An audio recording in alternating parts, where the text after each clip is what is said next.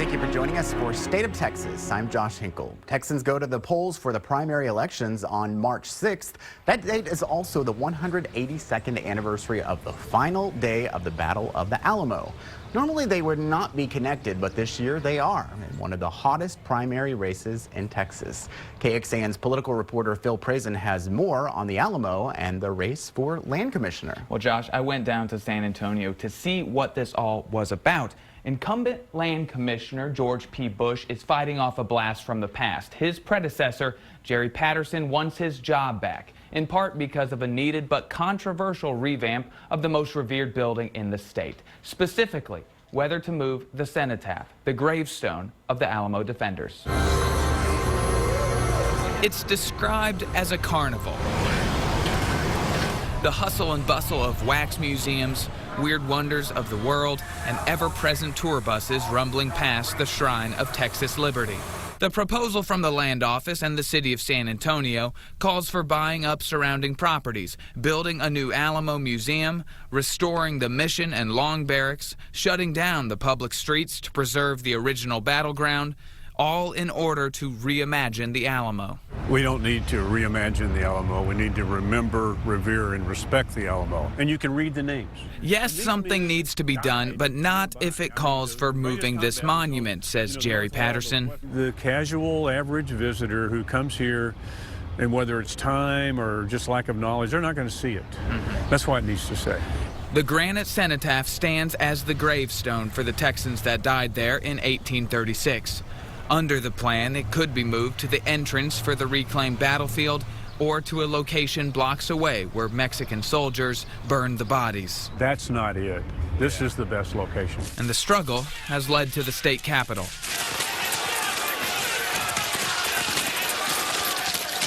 Commissioner Bush and his campaign team did not grant us an interview for this story, but late last year he had to face skeptical state senators who approved $75 million tax dollars for the plan. The cenotaph will always stand. It will always be on the grounds of the Alamo. Bush told senators the tour buses rumbling past have caused structural damage. But since the monument actually sits on city land, he couldn't commit to a specific plan. Bush is waiting for a design firm to come up with details in summer or fall. It needs to be updated. It's actually missing 5 names of original Alamo defenders that have been uncovered by science. But one aspect of the master plan caught some people off guard. The reimagined site would include more exhibits on the indigenous people and life before the famous battle. That's a big change for some who see the Alamo as the symbol of the fight for Texas independence. Senators wanted a commitment that changes would not shift the focus away from the battle itself. Is the Alamo significant for the battle that occurred in 1836? Is that the primary significance of the Alamo in your programs? Yes. Okay. Absent 1836, this would be a condo or a high-rise or a parking lot. Patterson says if elected, his focus would be on the battle and not any calls for inclusion or unity. We don't need to promote unity. We just need to tell the story. And if you're talking about unity between Tejanos and Anglos, just look on this monument and read the Tejanos who died here. Bush supporters might say this is less about the Alamo and more about Jerry Patterson. And it's more about that Bush took the GLO in a different direction and you don't like it. I don't mind different direction. I mind wrong direction. While Bush didn't grant me an interview, a spokesperson did send me a statement, in part saying that Patterson's campaign has failed to gain traction because he's an entrenched politician with no new ideas and now has brought the stench of politics to our sacred Alamo. Bush believes the Alamo is above politics. A spokesperson from the GLO tells me the plan for the cenotaph is a small part of the entire revamp. Thank you, Phil. Another big issue driving complaints about the Alamo project is a lack of transparency. Critics say details about the work and where the money goes are unknown to the public. Commissioner Bush created 3 nonprofits to oversee the Alamo master plan. While state tax dollars are used to pay for 60 to 70 employees, much of the information is not under the Open Records Act. Bush has put financial information and meetings online, but Patterson just does not trust all the information is there. We have links to those financials on our website, kxan.com. For Perspective, Phil Prayson joins us again, along with Jonathan Tylove, who covers politics for the Austin American-Statesman. Welcome. Thank you. So what are some of the key findings of this? What are the problems that you were seeing when you reported this? Well, part of it was just transparency, and as a result of that, there were methods they used to finance the daily operation there that didn't meet with state requirements. So the way it works is it's a nonprofit that actually employs the people who would otherwise be working for the state. They receive state tax money, but because it's a nonprofit, the board, up until recently, actually it hasn't happened yet, the meetings weren't open, their minutes only recently became available. And they would spend the money first and then submit for reimbursement to the state. Why was the nonprofit in charge of this money anyway? Why didn't the land office just do it? Is it kind of unusual to have a nonprofit? It is unusual, but this is the Alamo. When Bush took office, the Daughters of the Republic of Texas managed it, and that was a long-standing agreement. He didn't think they were managing it well. He went out, he said, around the world to try to find somebody to replace them, couldn't find them, and then set up this nonprofit structure. I think, politically it was advantageous to him because otherwise he would have to take all these employees onto the GLO payroll, and one of the things he ran on was cutting the GLO number of employees, so that would have undermined the ability to do that. So I think it fit with that, and I think, he thought there wouldn't be a problem with it, but I think this is the Alamo, and I think Texans are hypersensitive about everything that's done there. And then when there were the concerns about removing the cenotaph or changing the emphasis at the Alamo, people became very concerned. And I think for him it was also especially problematic because the state Republican Party became upset about it. Beyond the audit, a lot of senators just didn't like the proposals for the Alamo. I mean, is there any room for compromise that you can see? Yeah, there's room for compromise. In the Senate hearing in December, senators really just wanted to know more about what exactly was going on, because when you are not as transparent as you can be with something as touchy as the Alamo, people can throw up their worst fears. It's kind of a blank wall and say, well, they could be doing this to change the Alamo. And so Bush is really fighting back a lot of just the hearsay, a lot of the rumors of what could be happening. But pretty much every senator wanted the commissioner to be more transparent with what was happening, and even some of them wanted to fold those nonprofits back under the general land office. Real quick, we got about 30 seconds. We talked about Jerry Patterson. What's going to happen between Patterson and Bush in the last couple of weeks leading up to the election? Well, Bush still has huge advantages. I think he has 3 million and Patterson has less than 100,000, so he's going to be much more on the air or wherever he wants to be. I think for Patterson, it's a matter of if he can get into a runoff, I think he'd be in a good spot, because one-on-one with Bush with much more attention would help him. I think it's, the odds are against him making that runoff, though, at this point. Certainly makes it more fun for us to cover. It's at least, yeah, it's an interesting race to cover for a land commissioner race. Yeah, Jerry Patterson is quite the spitfire. He can be. All right, thanks, guys. Thank you. These days, it seems like just about everyone needs a push to get involved. A new study shows Texas is near the bottom when it comes to civic engagement. How some groups are working to change that, and fast. The device collapsed. It collapsed into me. An accident keeps a state representative away from a big event to help voters learn more about candidates. What the people who want her job had to say in her absence.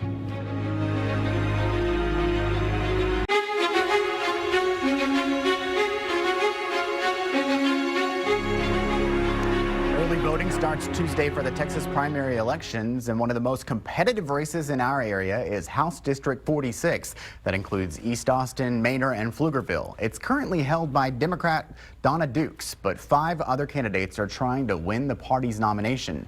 4 of them made their pitch to voters at a candidate forum. I am Cheryl Cole. I'm running for House District 46, and I show up. Cheryl Cole says her experience as Austin Mayor Pro Tem and on the PTA sets her apart from the pack. Extensive governing experience representing all kinds of people. Immigration attorney Chito Vela is running at a time when many Democrats say state leaders are discriminating against Hispanics and immigrants. Someone that'll really push to the left and be unafraid to say that they're a liberal Democrat and they want to advocate for values and issues that are important to liberal Democrats. Veteran Casey McKinney doesn't believe anything is wrong with incumbent Donna Dukes, but she's still running. I believe that District 46 has changed, it has evolved, and I believe that we need new ideas, fresh perspectives. Manor ISD trustee Ana Cortez says she stands out because of her experience overseeing a multi-million-dollar budget. Done it at the local level, I can do it at the Capitol. One person missing from Tuesday's forum, the incumbent Representative Donna Dukes. She said it's because she had to go to the hospital after she got hurt while moving a desk into her home. Oh, it's a bit heavy. I was getting it out of the trunk of my car, and I put it onto this device on wheels to roll it, trying to be extra careful. The device collapsed. It collapsed into me. Dukes said the x-rays showed no broken bones. The representative missed most of her votes in the last legislative session. Dukes blames that on complications from a car accident. Everything's supposed to be bigger in Texas, right? But a study found that's not the case when it comes to voter turnout. Now, some folks are trying something new to get people to the polls. Someone told me once they thought I might be too cute to be a judge. Stepping up and shattering stereotypes. How women running for office are motivating some young Texans to get active in politics.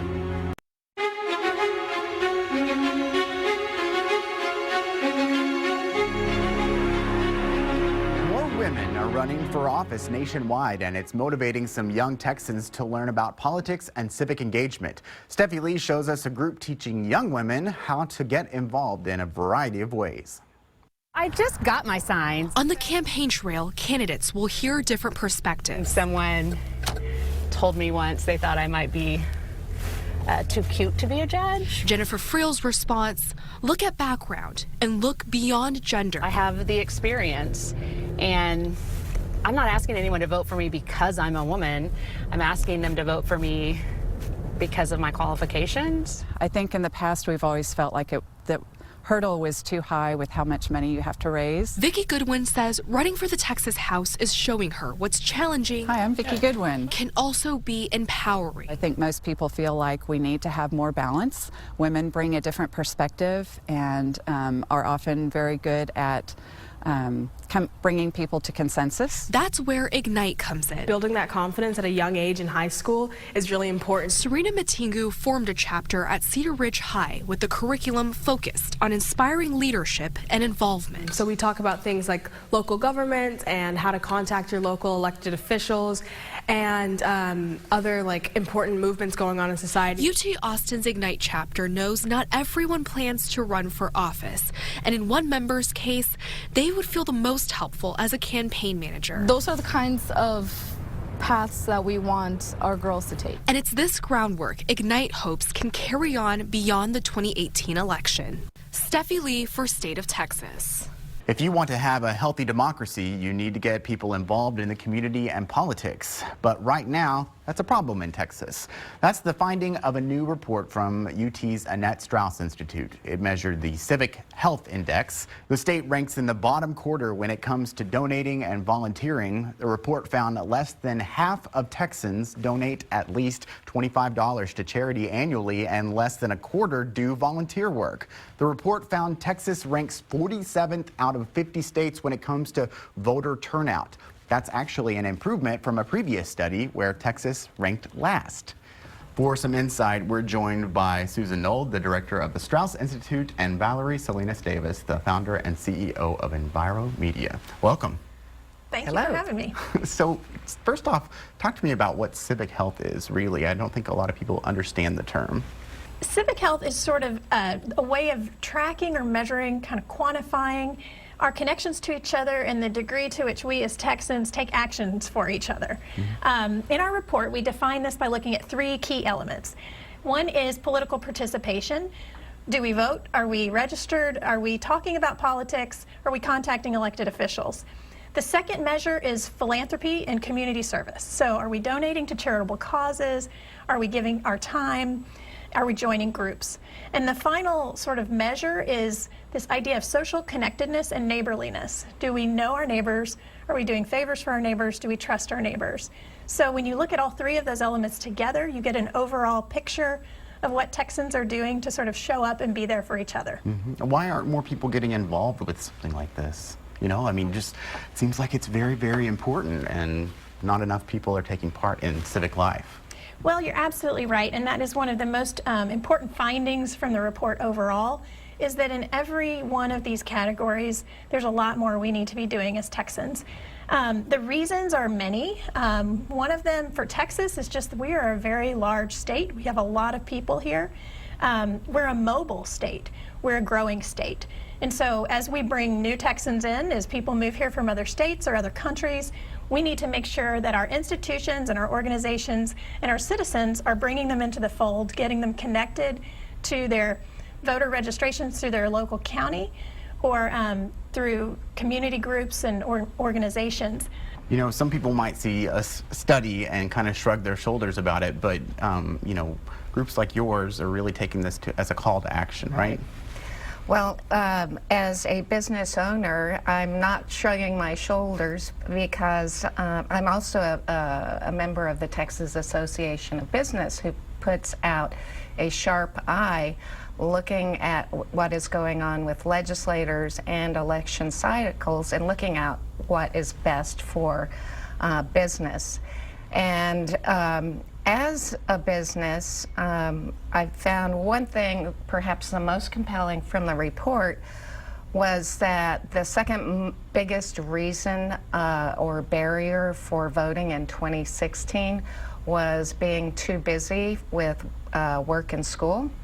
And so as an employer, what can I do to help remove those barriers and help encourage my fellow business owners, business leaders to help remove those barriers as well?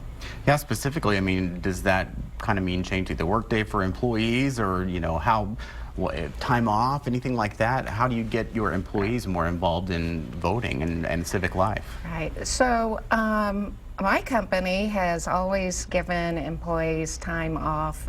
In our case, we give up to 2 hours to go vote. I really encourage early voting, and also for the younger employees, which Susan's report shows that younger Texans don't have the best voting record, not really, you can't mandate voting, but make it relevant. I understand that young people want to know that their vote counts, that their vote makes a difference. And so have conversations, coffee room conversations about what's relevant and what they care about, and that could tie into voting. Any pushback, you know, is this a partisan issue so far that you've seen? You know, another thing I think that's important about a report like this is that we are not partisan. We are coming at it from a standpoint of how citizens can be engaged in their communities and in their elections. If we cede this conversation about voting only to partisans, then we're missing out on a really important public conversation this state needs to have. So I would encourage citizens who aren't elected in office or not advocating for a particular outcome of the election to recognize the importance of just putting these issues out there, talking about them with each other, and realizing that just participation in the process and making the process easy for folks to participate is something many of us can get behind. Yeah, I totally agree. No matter what side you're on, taking part in something is really important. That's why we do this show. And thank you for highlighting this important issue. Thank you both for being with us. Thank you. A new law could help Texas drivers facing exorbitant toll fees. But see why one Texas lawmaker is imploring you to reach out to your elected officials and TxDOT about the law.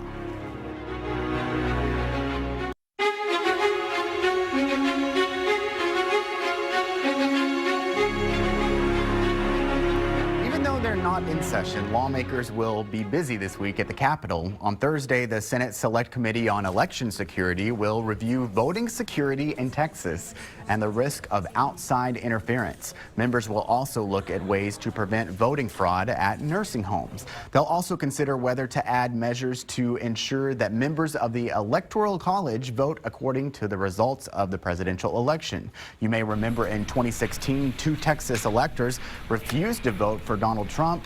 One elector resigned in protest. On Tuesday, the Senate Finance Committee will work on 3 interim charges, including a look at how the state's sporting goods sales tax is meeting the needs of state and local parks. Wednesday, the Joint Committee on Higher Education meets to look into possible changes to the funding formula for Texas colleges and universities. Also on Wednesday, the Senate State Affairs Committee will look at the effect of recently passed religious liberty laws in Texas. That includes a law that lets county clerks leave their names off marriage licenses if they have religious objections. And the Senate Transportation Committee will meet to look at ways to fight human smuggling. They'll also review whether to change the state's policies for renaming highways. One Texas lawmaker is imploring you to reach out to your elected officials and TxDOT with any concerns about a new law capping toll fees. A KXAN investigation first revealed an aggressive collections agency had racked up nearly $1 billion in fines for TxTag customers last year. As we dug further, the agency stopped collections altogether and next month will consolidate its services to ease customer frustration. Until then, Representative Joe Pickett, who sits on the House Transportation Committee, tells us the agency is willing to waive many of the fees until the end of the month. But with the new law to cap future fees going into effect the next day, some drivers tell us they are not sure if paying their old fees right now is the best option. Pickett says he does not believe TxDOT has made a definitive decision and could be influenced. He says, my opinion and the opinion of your viewers could sway TxDOT into what to do with those past due bills. We have reached out to the agency but have yet to hear back from them. Thank you again for joining us for State of Texas. I'm Josh Hinkle. Remember, you can catch us every Sunday morning on KXAN.